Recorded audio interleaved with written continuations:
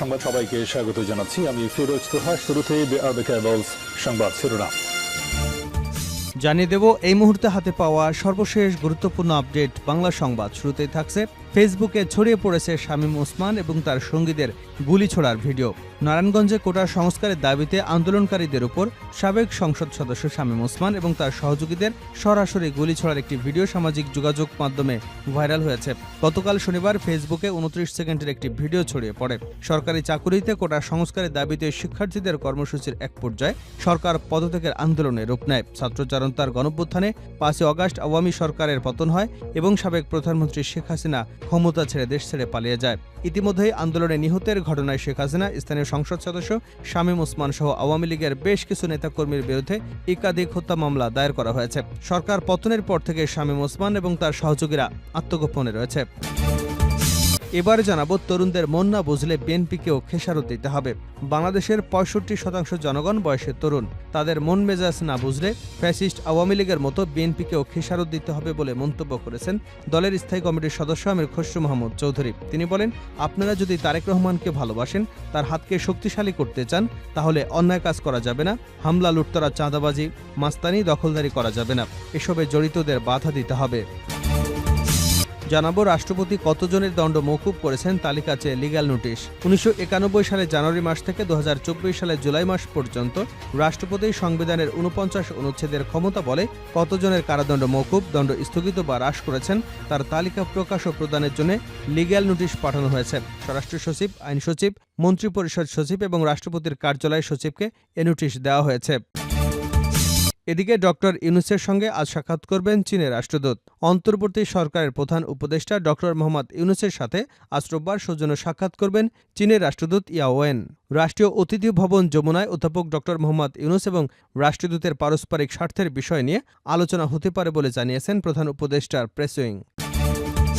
এবারে থাকছে ঢাকা উত্তর যুবদল নেতা শিমুল বহিষ্কার। দলীয় শৃঙ্খলা ভঙ্গের সুনির্দিষ্ট অভিযোগের ভিত্তিতে জাতীয়তাবাদী যুবদল ঢাকা মহানগর উত্তরের সাবেক যুগ্ম আহ্বায়ক শিমুল আহমেদকে বহিষ্কার করা হয়েছে। শনিবার রাতে ঢাকা উত্তর যুবদলের আহ্বায়ক শরীফ উদ্দিন জুয়েল এবং সদস্য সচিব সাজ্জাদুল মিরাজ এই স্বাক্ষরিত এক বিজ্ঞপ্তিতে এ তথ্য জানানো হয়।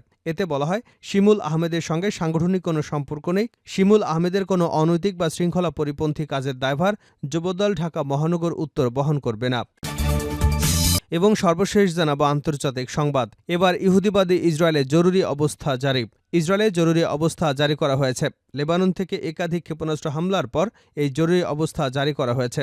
রোববার ইসরায়েলি সংবাদ মাধ্যম আল জাজিরার এক প্রতিবেদনে এ তথ্য জানানো হয়। প্রতিবেদনে বলা হয়, ইসরায়েলের প্রতিরক্ষামন্ত্রী ইয়োব গ্যালন্ট 48 ঘণ্টার জরুরি অবস্থা জারি করেছেন। এতক্ষণ শিরোনাম শুনছিলেন, এবার বিস্তারিত। প্রিয় দর্শক, আপনি যদি এই চ্যানেলে নতুন হয়ে থাকেন, ভিডিওটি দেখতে দেখতে চ্যানেলটি সাবস্ক্রাইব করে আমাদের সঙ্গেই থাকুন। আর এই ভিডিও সম্পর্কে আপনি আপনার মূল্যবান মতামতটি কমেন্ট বক্সে জানিয়ে দিন। আর হ্যাঁ প্রিয় দর্শক, জানিয়ে দিন ভিডিওটি কোথা থেকে দেখছেন। ফেসবুকে ছড়িয়েছে শামীম ওসমান এবং তার সঙ্গীদের গুলি ছোড়ার ভিডিও। নারায়ণগঞ্জের কোটা সংস্কারের দাবিতে আন্দোলনকারীদের উপর সাবেক সংসদ সদস্য শামীম ওসমান এবং তার সহযোগীদের গুলি ছোড়ার একটি ভিডিও সামাজিক যোগাযোগ মাধ্যমে ছড়িয়ে পড়েছে। গতকাল শনিবার ফেসবুকে 29 সেকেন্ডের এই ভিডিওটি ছড়িয়ে পড়ে।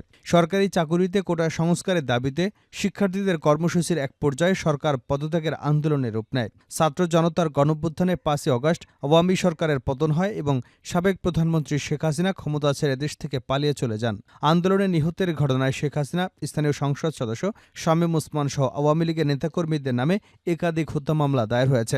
সরকার পতনের পর শামীম ওসমান এবং তার সহযোগীরা আত্মগোপনে রয়েছেন। খোঁজ নিয়ে জানা যায়, গত 19 জুলাই বিকেলে চাষাড়া বঙ্গবন্ধু সড়কে আওয়ামী লীগ দলীয় সংসদ সদস্য ওসমানের নেতৃত্বে আওয়ামী লীগ, ছাত্রলীগ, যুবলীগের নেতাকর্মীরা মিছিল বের করে। একটি উঁচু ভবনের উপর থেকে মুঠোফোনে 29 সেকেন্ডের একটি ভিডিও ধারণ করা হয়। ভিডিওতে দেখা যায় শামীম ওসমান এবং তার কয়েক শতাধিক অনুসারী আগ্নেয়াস্ত্র, ধারালো অস্ত্র নিয়ে শহরের চাষাড়া এলাকা থেকে বঙ্গবন্ধু সড়কে শহরের 2 নম্বর রেলগেট এলাকার দিকে ধাওয়া দিতে দেখা যায়। সেখানে শামীম ওসমানের শ্যালক ও বাংলাদেশ ক্রিকেট বোর্ডের পরিচালক তানভীর আহমেদকে গুলি ছুড়তে দেখা যায়।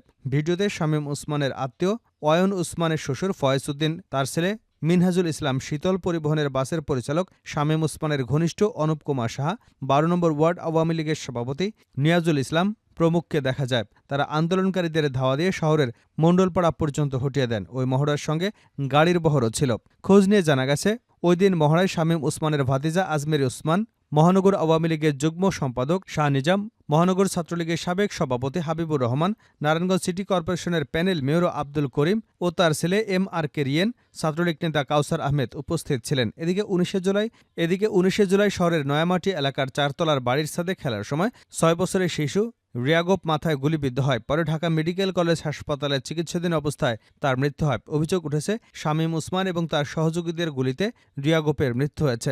বৈষম্যবিরোধী ছাত্র আন্দোলনের নারায়ণগঞ্জের সমন্বয়ক ফারহানা মানিক বলেন, ওই দিন 19 জুলাই ওই এলাকায় কোনো পুলিশ সদস্য ছিলেন না। কার গুলিতে রিয়াগোপের মৃত্যু হল সেটি প্রশাসনকে খুঁজে বের করতে হবে। তরুণদের মন না বুঝলে বিএনপিকেও খেসারত দিতে হবে আমির খসরু।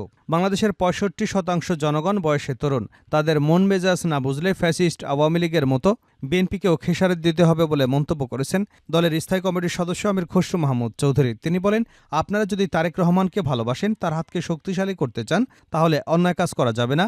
মামলা, হামলা, লুটতরা, চাঁদাবাজি, মাস্তানি, দখলদারি এগুলো করা যাবে না। এসবে জড়িতদের বাধা দিতে হবে। শনিবার রাতে তিনি নোয়াখালী সুবর্ণচরে চেওয়াখালী বাজারে বন্যা দুর্গত এলাকা পরিদর্শনে ও ত্রাণ বিতরণ অনুষ্ঠানে এসব কথা বলেন। আমির খসরু বলেন, এদেশের মালিক সাধারণ জনগণ। এটা শেখ হাসিনারও না, তার বাবারও না। এই বিশ্বাস বিএনপিকেও রাখতে হবে। উন্নয়নকারী ফ্যাসিস্ট সরকার পালিয়ে গেছে, আমাদেরও পরিবর্তন হতে হবে। আমরা শেখ হাসিনার মতো হলে পরিণতি একই হবে। তিনি আরও বলেন, বাংলাদেশের 65% নাগরিকের বয়স 35-এর নিচে। তাদের মনোজগৎ বুঝতে হবে, যুবকের চিন্তা, আকাঙ্ক্ষা, চাহিদা বুঝতে হবে। বর্তমান সময়ে তরুণ যুবকদের মনোজগতের বড় ধরনের পরিবর্তন হয়েছে। একটি সুষ্ঠু, সামাজিক, শান্তিপূর্ণ, ন্যায় বিচারের বাংলাদেশ দেখতে চায় তারা। আমাদের সেদিকে খেয়াল রাখতে হবে।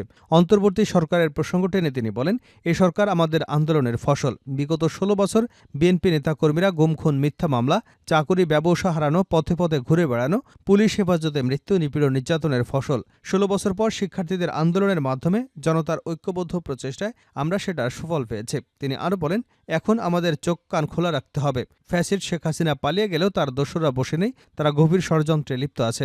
আমাদের ভুলের সুযোগ নিয়ে তারা ফিরে আসবার চেষ্টা করবে। এজন্য কোনোভাবেই কোনো ভুল করা যাবে না। রাষ্ট্রপতি কতজনের দণ্ড মওকুফ করেছেন তালিকা চেয়ে লিগ্যাল নোটিশ। 1991 সালে জানুয়ারি মাস থেকে 2024 সালে জুলাই মাস পর্যন্ত রাষ্ট্রপতি সংবিধানের 49 অনুচ্ছেদের ক্ষমতা বলে কতজনের কারাদণ্ড মওকুফ, দণ্ড স্থগিত বা হ্রাস করেছেন তার তালিকা প্রকাশ ও প্রদানের জন্য লিগ্যাল নোটিশ পাঠানো হয়েছে। স্বরাষ্ট্র সচিব, আইন সচিব, মন্ত্রিপরিষদ সচিব এবং রাষ্ট্রপতির কার্যালয় সচিবকে এই নোটিশ পাঠানো হয়েছে।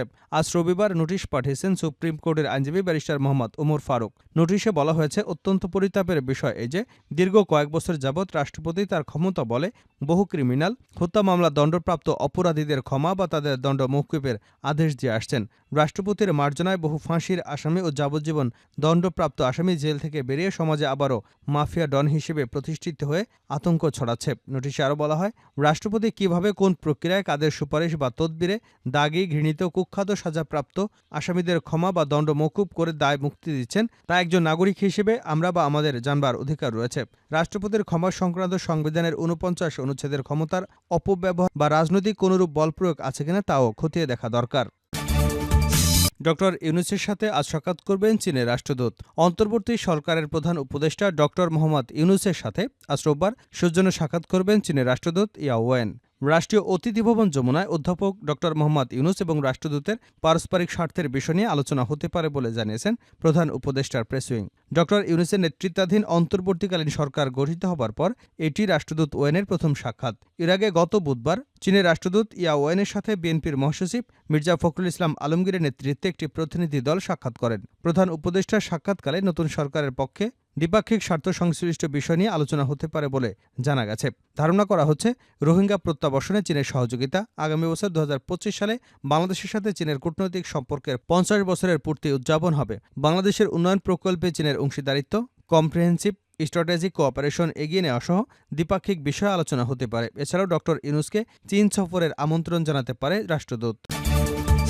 শেষ করছে আন্তর্জাতিক সংবাদ দিয়ে। ইসরায়েলের জরুরি অবস্থা জারি। ইসরায়েলের জরুরি অবস্থা জারি করা হয়েছে। লেবানন থেকে একাধিক ক্ষেপণাস্ত্র হামলার পর এই জরুরি অবস্থা জারি করা হয়েছে। আজ রবিবার ইসরায়েলি সংবাদ মাধ্যম আল জাজিরার এক প্রতিবেদনে এ তথ্য জানানো হয়েছে। প্রতিবেদনে বলা হয়েছে, ইসরায়েলের প্রতিরক্ষা মন্ত্রী ইয়োব গ্যালান্ট 48 ঘণ্টার জরুরি অবস্থা জারি করেছে। ইসরায়েলি সংবাদ মাধ্যম ওয়াইনেট জানিয়েছে, জরুরি অবস্থায় বেসামরিক নাগরিকদের জন্য বেশ কিছু নির্দেশনা দিয়েছে। এর মধ্যে নির্ধারিত এলাকায় চলাফেরা না করা, জনসমাগম সীমিত করার নির্দেশনা দেওয়া হয়েছে। টাইমস অফ ইসরায়েল এবং ইসরায়েলি আর্মি রেডিও জানিয়েছে, ইসরায়েলের উত্তরাঞ্চলে বাসিন্দাদের জন্য সাইরেন বাজানো হয়েছে। এছাড়া এলাকাটিতে হামলার ব্যাপারেও সতর্ক করা হয়েছে। ইসরায়েলি কর্তৃপক্ষ জানিয়েছে, বেন গুরিয়ন আন্তর্জাতিক বিমানবন্দর থেকে তেল আবিবের সব ফ্লাইট বাতিল করা হয়েছে। এসব ফ্লাইট অন্য বিমানবন্দরে পাঠানো হয়েছে। টাইমস অফ ইসরায়েল জানিয়েছে, নিরাপত্তা পরিস্থিতির কারণে বেন গুরিয়ন বিমানবন্দরের ফ্লাইট পরিচালনায় দেরি হচ্ছে।